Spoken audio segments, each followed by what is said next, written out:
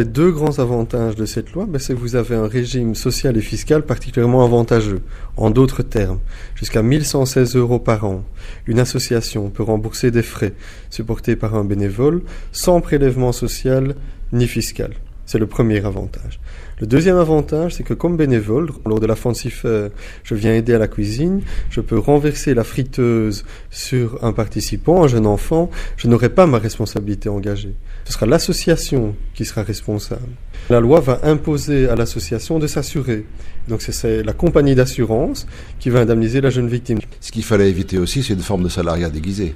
Voilà, donc il ne faudrait pas non plus que sous couvert des activités de bénévolat, on en arrive à frauder le fisc et la sécurité sociale, d'où par exemple le faible montant ou le montant relatif d'indemnité forfaitaire par an. Parce qu'on ne veut pas créer un nouveau statut de salarié.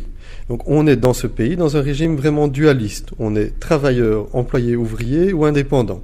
Sécurité sociale, fiscalité. Ou on est bénévole. Et dans ce cas-là, il n'est pas question de rémunération vu le faible montant en jeu et donc il n'y a pas de prélèvement. Est-ce que ces faibles montants sont réalistes à vos yeux ? Je pense que 1116 €, ça permet de couvrir la plupart des situations que l'on rencontre en pratique. Maintenant, la loi est souple. On peut dépasser ces montants si cette fois-ci, on peut les justifier. Et donc, je n'ai pas de problème à rembourser, par exemple, un médecin de Médecins sans frontières qui part en mission à l'étranger et qui va supporter des frais nettement supérieurs, notamment en termes simplement de logement ou de déplacement sur place. Mais dans ce cas, il faudra prouver, pièce à l'appui, qu'il s'agit bien d'un remboursement de frais réellement supportés et pas d'une rémunération. Ce que la loi fait, c'est simplifier la vie du monde associatif. Il y a un troisième point aussi, c'est une clarification de l'investissement bénévole possible des allocataires sociaux. Voilà. Des chômeurs, des prépensionnés.